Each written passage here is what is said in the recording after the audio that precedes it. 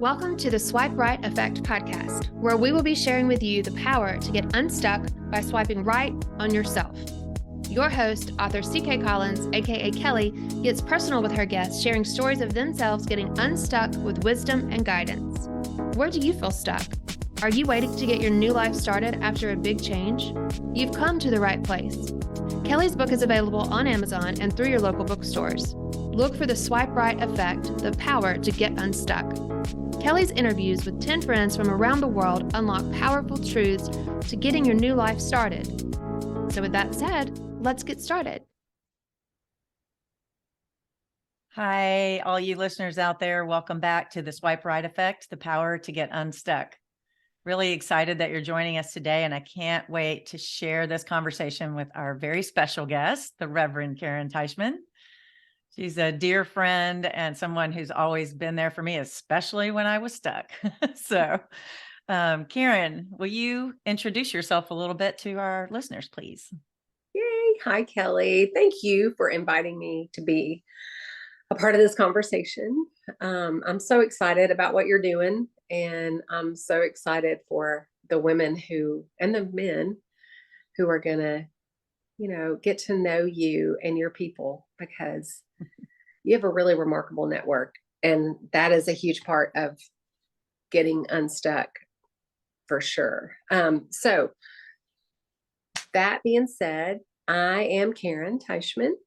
I am a mother of 4, and I have 3 granddaughters. And yes, I'm a pastor of a church, a progressive church in Paris, Tennessee. It's Christian Church Disciples of Christ. And I've been doing this for 3 years now. And this was a second career, big life change move for me, that a big step that led to this. So my very vocation is kind of the result of little baby steps along the way, and really entrusting the path, more so than having any kind of clue of what I was doing or where I was going. I love that. Yeah, we've talked about that quite a bit. Yeah. In off-camera talks. So, you were there for me when my marriage fell apart after 31 years, and one of the reasons I turned to you literally first, and I write about that in my book, was because I knew you had been through something similar, and that was really comforting to me to know that somebody had been where I'd been, and I knew you were happy now. So tell us about the big life change and kind of what got you stuck, or how did you get stuck? Yeah, I mean, Kelly, you had way more going for you when this happened to you than I did. I had, was a stay-at-home mom. I was a second career divinity student at Vanderbilt, really just out of some kind of longing, not knowing that I was going to need a job and need a paycheck and benefits and all that kind of stuff. I didn't know that. So I started back to school at 43. I had 4 children at that time at home still. 2 were drivers and 2 were not drivers. So that meant I had a little bit more freedom. The brothers could give each other rides, so I didn't have to be constantly on call. And I just went back to school for myself. I absolutely did it for no other reason. There was no higher purpose. It wasn't anything I owed God. It wasn't anything except pure curiosity and interest, and wanting to get out of my bubble.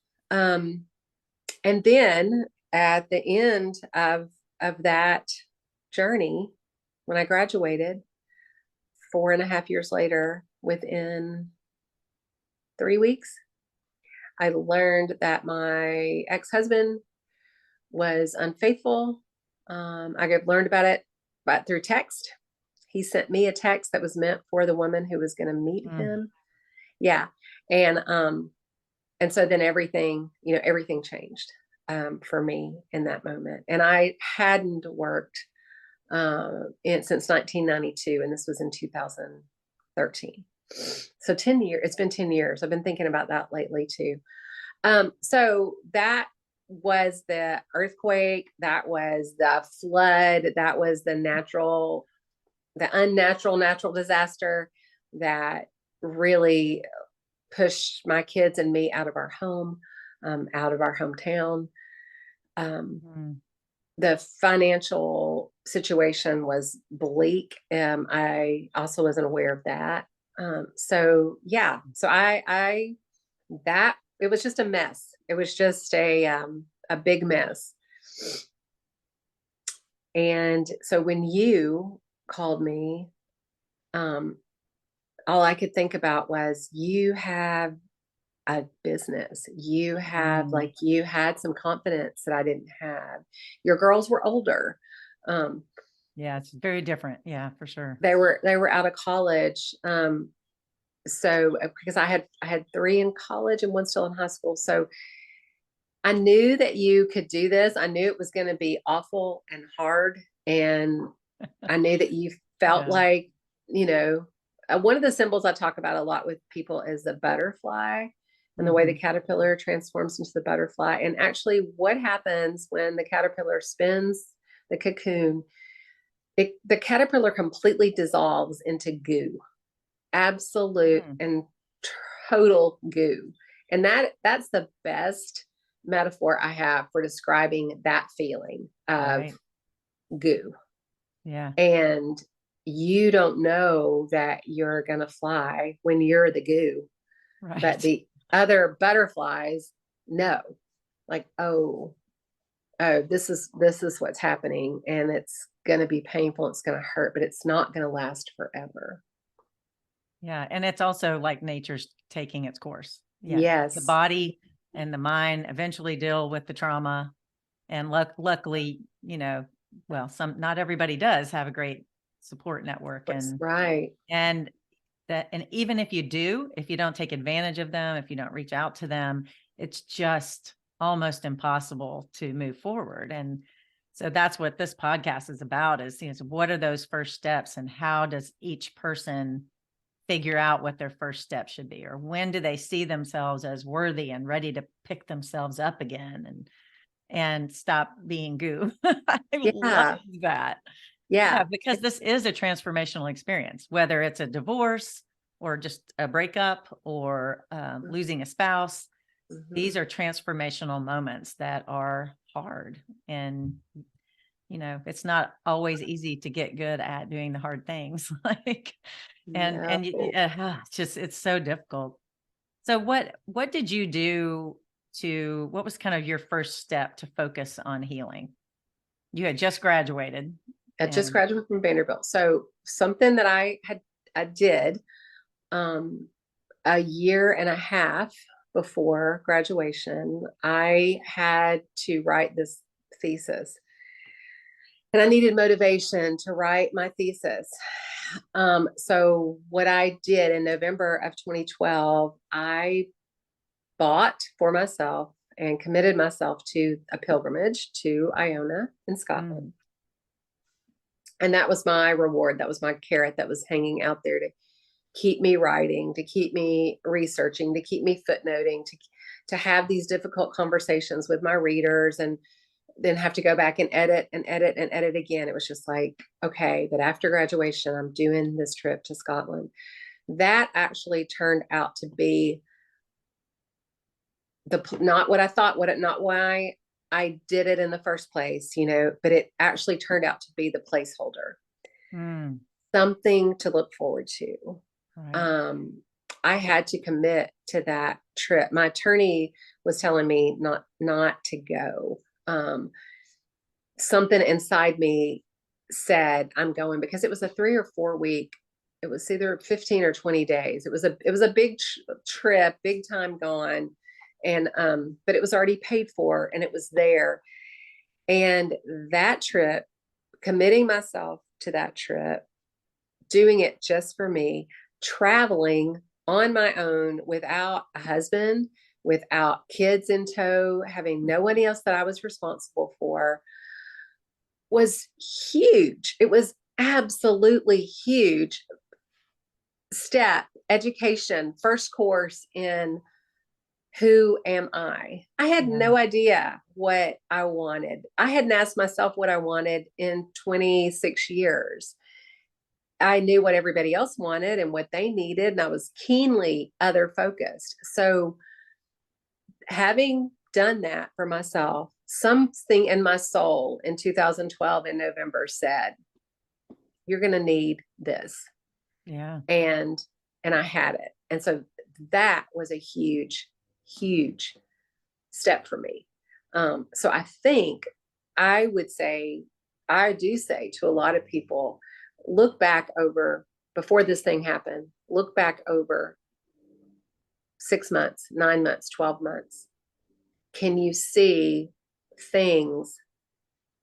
They aren't necessarily signs, they aren't necessarily ways that you could have predicted what was going to happen, but do you see how your soul has been caring for yourself all along? Mm. Yeah. Yeah, Yeah. I think you and I have that travel bug and the solo travel in common.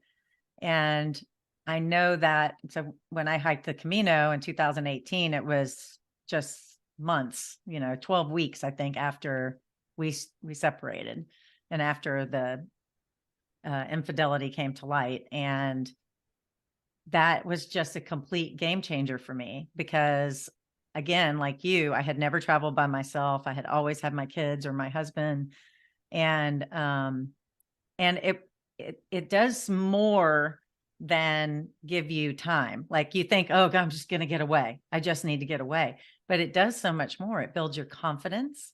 It gives you time to think. Just the physical act of investing in yourself, like writing that check, makes you more important than you were 5 minutes ago or even a yes. minute ago. Right. So taking the time, investing the money, investing energy is that I knew I was missing something, but the energy, I mean, that's my whole next book is going to be about that because it is a game changer. And I would say for men and for women, but I only can speak from the women's side, but I know it made all the difference to me. And can you think of any other things that were poignant? Yeah, well, I want to say this about your trip on the Camino. You could, when you look back, you can see like the breadcrumbs Mm, that were there so that at the right time that came in, you said yes. yeah. Yeah. And that's so cool to me. So it's like we already know, our soul already knows what we need and what we're gonna need in these times of crisis. So I love that. Yeah. And I think the place is really important. And I think it's different for everybody. The Camino was one of when I was thinking about, I was going to give myself a reward, a pilgrimage for writing this thesis, for sticking with it. The Camino was one of my choices. The south of France, doing a Mary Magdalene thing was one of my choices. Egypt was another choice of mine. And then I had Iona. Iona just sort of got dropped in my lap and because I ran into and met a man who was putting a trip together.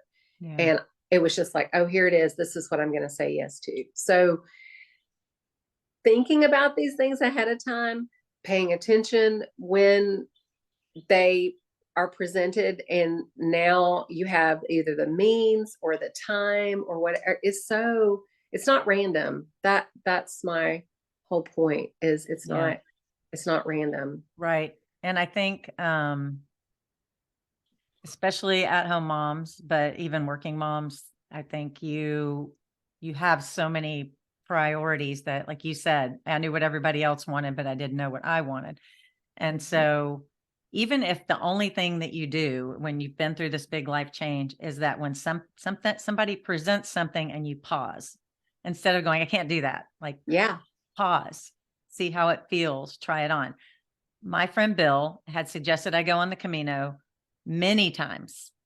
And I had 3 signs in one day that I should go. And and you were one of them.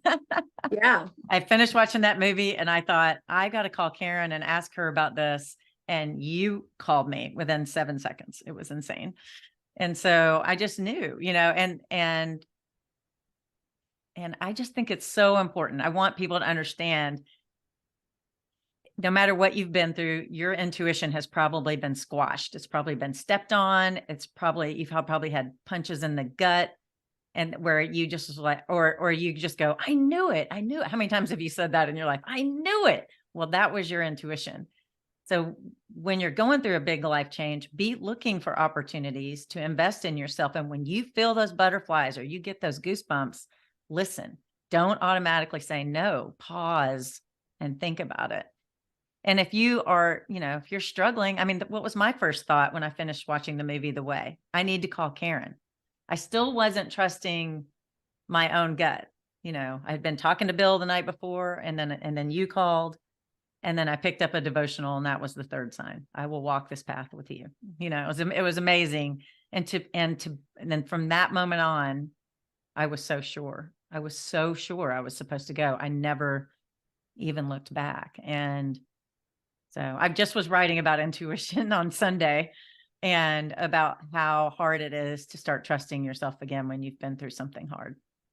It is. It's really hard. And I have to say that, and this is not a conspiracy theory. I think it just is real life, that we are taught not to trust our intuition. We are taught to give authority to someone else, over our life. It could be the church, it could be God, it can be our husband, it could be our boss. Like, we aren't taught to trust that instinct inside of us.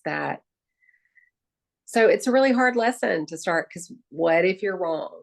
What if you're wrong? What if they're right and I'm wrong? But there was something inside me and inside you, and I knew it. I mean, I really did. I had to battle my attorney. I had to battle my own mothering instincts, because the weekend before I was supposed to go, Logan was a freshman in college. He got salmonella.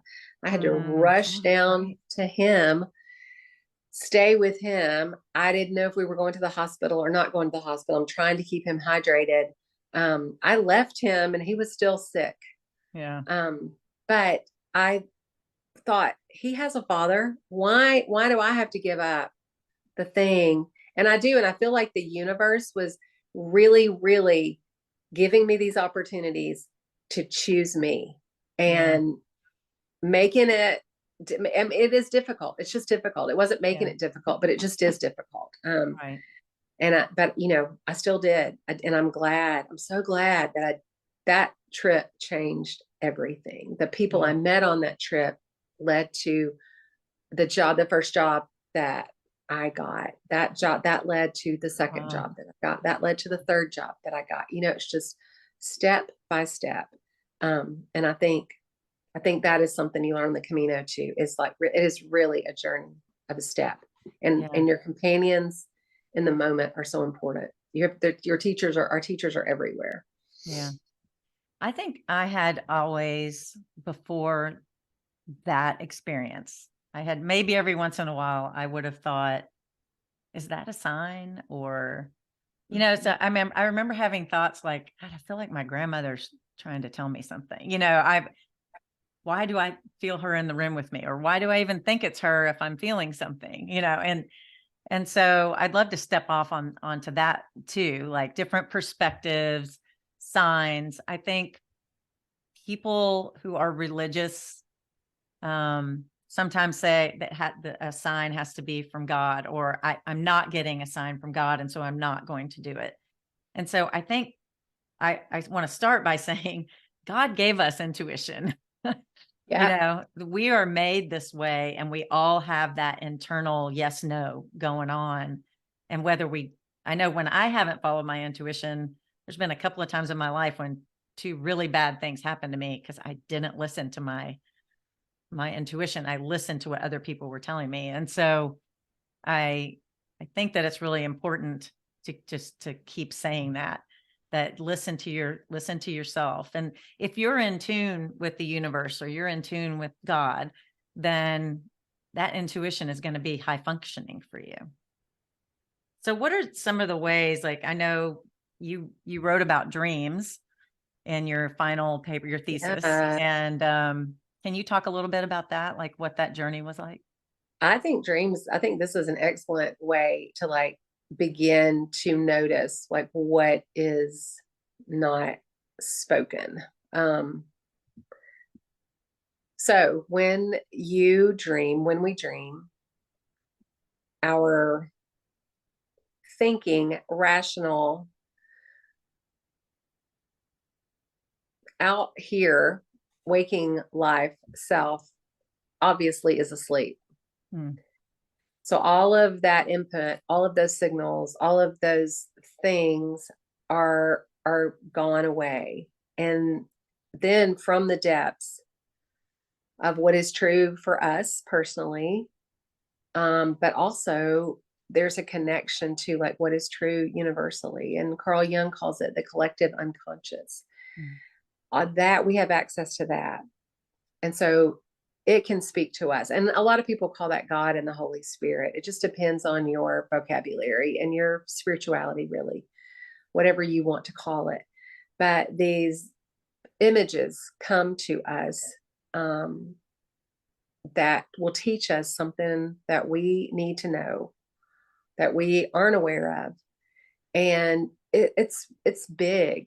It's like really, really big and important. And once you start paying attention to those signs and symbols, like it can be so simple. Like I dreamt of a chocolate chip cookie, and just to go back like to your grandmother, or caramel cake. It's like, oh, I dreamt of a caramel cake. And then you can start playing with those associations, like, well, what is that, what's that, how is that, what's that familiar, Hmm. what, oh, I can smell that caramel cake baking in my grandmother's house. How did I feel?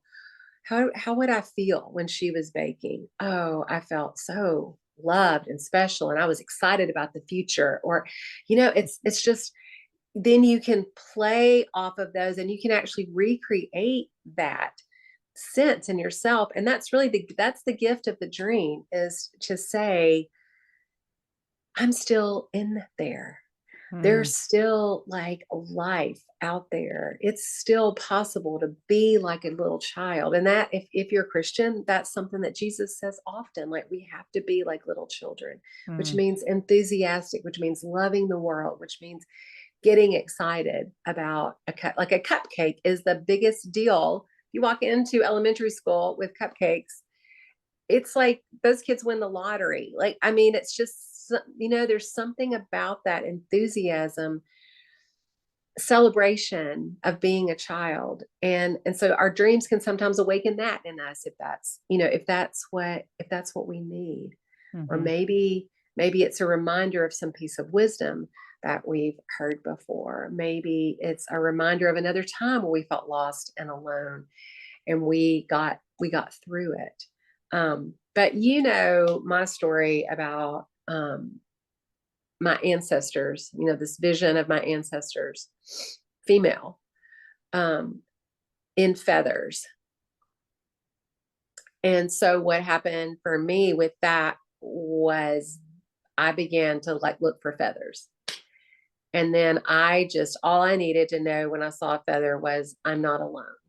Like I Hmm. am not alone, because I felt so incredibly alone. Yeah. And so this image, this vision of all of this long line of women, they surrounded me. And the feathers helped me know I wasn't alone. A little bit of wisdom from them came through. We made certain choices in our lives that this was the limit of our options, but you don't have to make those same choices. So Hmm. I got the feeling that they had to stay in marriages, because of economic and financial, and what the possibilities Societal. were. Yeah, what the Yeah. possibilities were for women. But they kept saying to me, but you don't have to make those Yeah. same choices. Like you have options. That was huge, because I didn't feel like I had options. I had no work experience. I had no money. Um, I felt very much like I didn't have options, but Right. but I did. Vulnerable. Yeah. You were so, Yeah. yeah. Yeah. Vulnerable, stuck, like absolutely stuck. And that everything was conspiring against me, which was not at all the truth. So that was how, to my rational brain, it looked. Because I'm thinking about putting together a resume. What in the world am I going to put on a resume? Right. But this other energy kind of comes into play, like through my dreams, being in nature, stopping that line of thinking. And then, the first job I interviewed for was a project manager. It was like a $500,000 grant from Lilly. And they wanted a project manager.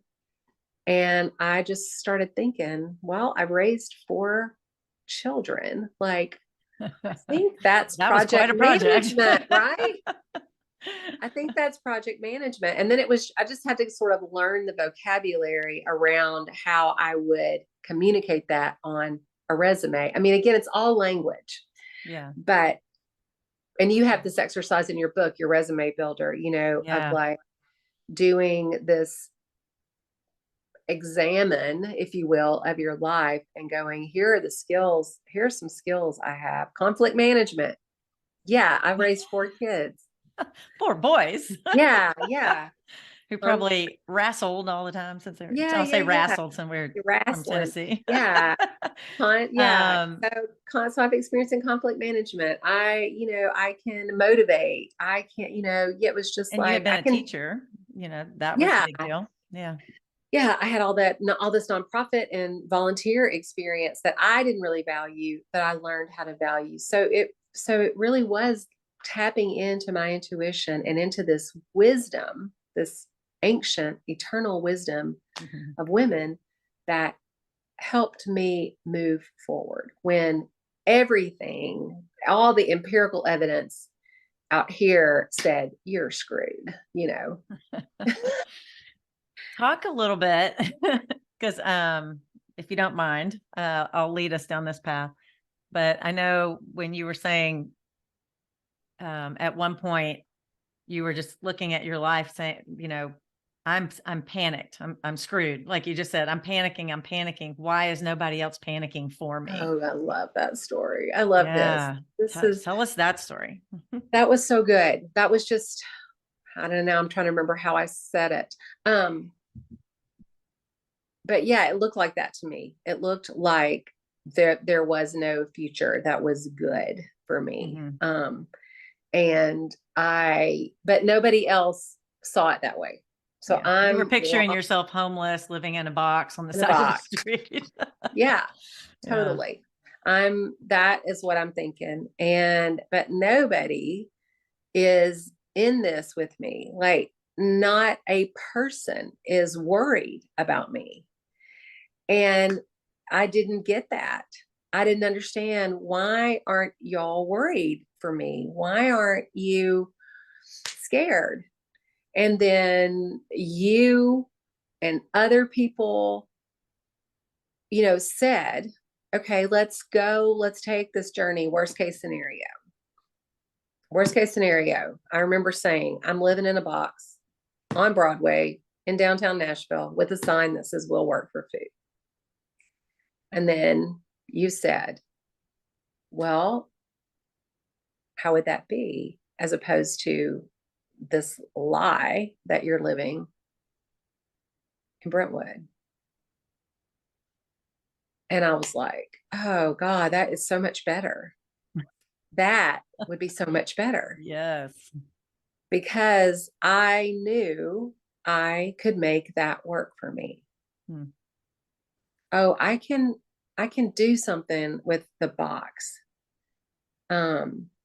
Even thinking about that again as a child, like what a kid can do with how many people on Christmas morning are their kids playing with the boxes instead of the toys? Yeah. Oh, and the famous refrigerator, washer and dryer boxes. Yes, exactly. Like that. So somehow like a castle. Yeah. So somehow that came in of, oh, the box has possibilities. This other thing was like a prison. And I was locked in. And so because my friends had this vision for me that that wasn't based on fear, that wasn't based on scarcity. Even though I couldn't see it, I could I could kind of smell it. I could feel that energy of it. I could taste it just a little bit. And I trusted y'all. And then I knew you wouldn't do me wrong because you're a nice, caring person. If I was really, really, really not going to be okay, you would have known that. And I would have known that you knew You that. would have been moving into my house. Yeah, exactly. Let's go. Like everybody would have been trying to save me. Nobody was trying to save me. Right. And so I trusted that, and I trusted that energy, even though I couldn't see it. That these are good people. These people love me. They see something in me I can't see, and I have to trust them. And I mean, I'm talking baby steps. I'm talking an inch. Yeah. One little stepping stone. One little stepping stone. Yeah. Truly, truly, truly over the Grand Canyon, like baby step by baby step. But yeah, so your people are important. Right. The people are so important, and you need the right people, and you need people who are not anxious. Because that would have not been helpful to me. I really didn't need anybody else to fall apart with me. I thought I did, but that would have been, then well, that was like misery loves company kind of moment. Yeah, exactly. Yeah. Exactly. And you need people who will tell you the truth. And I think, as your friends, what we could see was that you had this education and you had drive, you were ambitious, you were highly intelligent. And you had even been our teacher in these disciple studies. And so we knew how capable you were, if nothing else, you can do that. Right. And so I think it was way scarier for us to think about you staying in a place that had completely broken your heart. Right. Yeah. And you want we loved your kids too. So we wanted your kids also as much out of that situation as possible. I do think it's hard for the kids because they can't completely remove themselves. Right. Or some people do, but in general, the kids, no matter which parent is at fault, if either, sometimes it's not really a fault there. It's just a growing apart. But, the kids do get stuck in the middle and do have to deal with both parties and love both parties and love both parties. Right. Yeah. And so, that's a hard part too. That's a whole nother show though. That's a whole nother show. That's a whole nother book. Yeah. That's a whole nother book. Yeah. But it's good. It's really good. Yeah. It was really good because just knowing where the bottom is huge. And what I didn't know in the other life was just how precarious our position was. Right. And and you were actually safer away from it. Yeah. On the other side.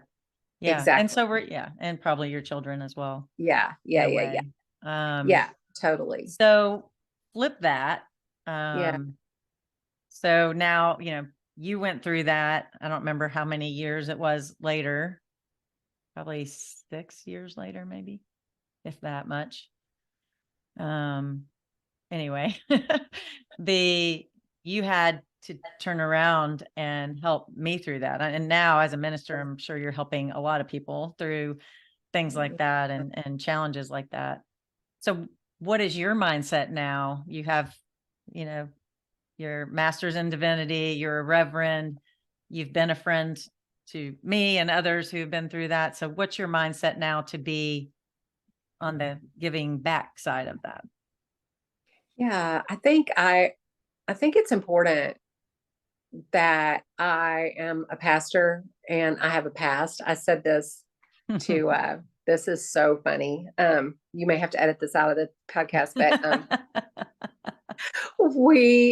one of my friends just sent me a text yesterday. She had something stressful happen, but she had done this thing she needed to do. And then she got back in her car and she was like, back in my car, and I've got my mints or something is what she said. Okay. So I said immediately, like, okay, well, don't take your mints until you get home, because I'm thinking they're like THC mints, you know? Oh. That wasn't at all what she was talking about. She's a Texas girl, and she had her like Buc-ee's mints that Oh. she had gotten from Buc-ee's. And so I sent that text back to her, and then she sends me a picture of the Buc-ee's thing. And I was like, oh my gosh. I said, well, your pastor has a past. Like, you just need to know that your pastor has a past.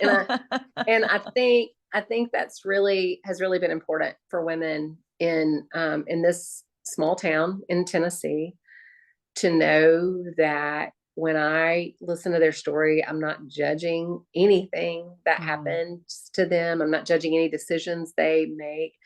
I'm encouraging them that there's more going on than they can see or feel or know at this time. Right. And in the same way of just like, hey, I believe in you, and you're not alone, and nobody's going to abandon you on this path. So, and that works for men and for women. Right. Yeah. So yeah, it's good. We have an AA group that meets in our church basement, and every day, and it's like a kind of a beginner group. There's not a lot of people in there that have multiple years sober, like in some other groups. So, I think it's helpful for them. I think because I am who I am, and I lead the way I lead, then they really feel safe in that space. And they also don't feel judged. I mean, they're coming into group when we're like, there on Sunday mornings. It's just like we all pass each other. But it's been amazing to me, the stories that they will tell about how they feel in the church, and how much it means to them when I smile at them. Like, every single one of them goes, I remember the first time I walked in here and you smiled at me and asked me my name.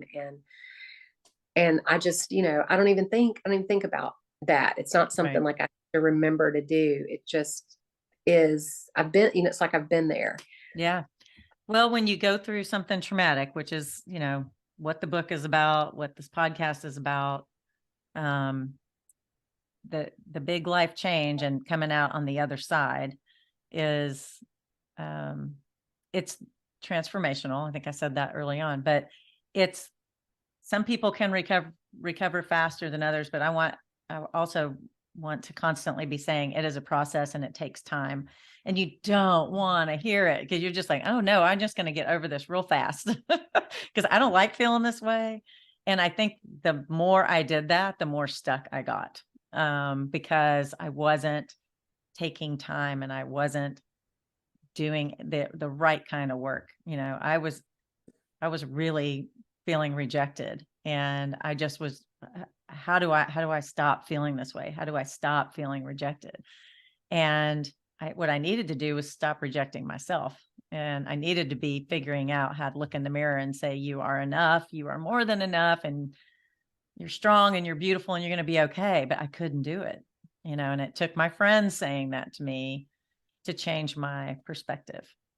I know. And what would you say now about yourself? Would you say you're okay? Would you say you're better than okay? Is this your best? I think the power to get unstuck. I feel powerful now. I feel like I have the power to change the world. Mm-hmm. And I mean, if you told me even 6 months ago, much less a year ago, that I'd be doing a podcast right now, I would be like, you're crazy. I don't like speaking in public. But I just feel called to let other people know how wonderful it is on the other side of that tragedy that happened in your life, and that trauma. Once the trauma leaves your body, how powerful you feel. And I had a tough moment with some things that were going on, a little bit of a trigger yesterday. And I literally walked in the bathroom and I said, you are strong. You are better than these feelings that are coming. You're better than that trigger. You're stronger than that trigger. I mean, I just had to sit there and give myself a little talk. And, but I know it catches you in weak moments when you're tired. It catches you in, emotional moments, big life events like marriages and deaths. And, but the stronger you get and the more time you invest in yourself, those triggers are lessened. And I think your reaction to them is lessened. And so I can't make promises that they're going to always go away, but you can start to believe in yourself enough to where it's not overwhelming. Mhm. And I mean, it just kind of had a big rise real fast, and then I got it out of my system. So how did it feel to you when you got unstuck? This is going to be my final question. I love it. I love this question. My answer to this is freedom. Like I didn't know I could be as free as I am right now. I would have told you 10 years ago that I couldn't live on the salary I make now, that would not have been there was no way to have a life on this salary.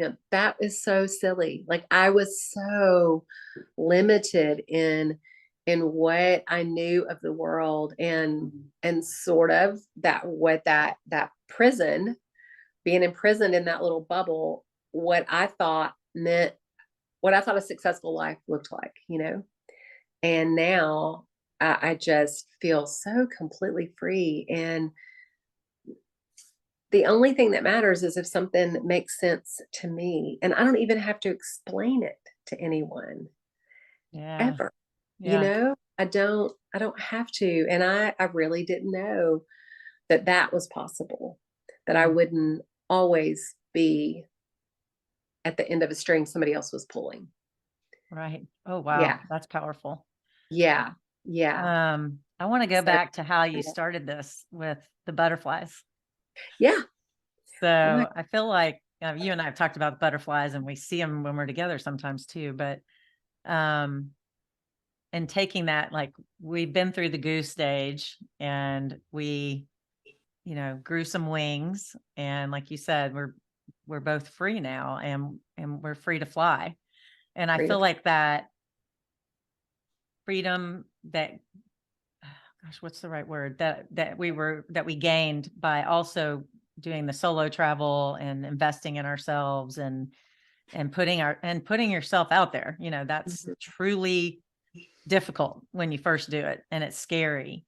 But I remember getting on that plane going to Spain, and I was talking to the person next to me, and they said, "Are you afraid?" And I said, "No, I am nothing but excited." I am so excited. But I had 3 months of hiking with all my friends, and I call it my walking therapy. I had plenty of time to just put my feelings out there and let them fall to the path, never to re-enter my soul again, and I think, so yeah, I think I love seeing us as butterflies, and my gosh, I want to help people feel that way more than anything. Yes. Okay. So that the Elton John song, "Freedom Whispered in My Ear, You're a Butterfly, and butterflies are free to fly, fly away, highway." Like, that is a song I kept on, like, repeat over and over and over every Philadelphia time. Freedom. I don't think it's Philadelphia. Is it Philadelphia? Yeah, it is. Freedom? Yeah. Okay. Yeah, because when you were here visiting me, we listened to it. We listened to it. Okay. Standing on top of that big rock, watching the waves. Yeah. Butterflies are free to fly. And so I think about that. And this is, so that caterpillar who's on the ground in the grass, there's no way she doesn't even know to look up that, like, it's like, that's the difference between my life then. And it was a good life, and you had a good life. Like, it was a good life. It just had an expiration date. And that's the best way to look at it. And it just, and there was more, for me. And there is still more for me. And one thing I want to say to people who are listening is, a trip to Scotland or a trip to Spain might not be in your budget, and the place you go doesn't matter. But the walking is huge. Walking is absolutely huge. Like, one of the church fathers, St. Augustine, a few hundred years after Jesus, said this famous phrase, like, "It is solved by walking." Mm. So walk, get up, move. You can do that. But yeah, I mean, oh my gosh, if you just make it over the state line to the next state or something, just All righty. yeah, Thank you get for that. Thank you for out. everything. And Yay! I really appreciate you being here. Oh, I appreciate you. Thank you so much. Thank you. All right. Yay. We'll All see right, y'all cool. next time.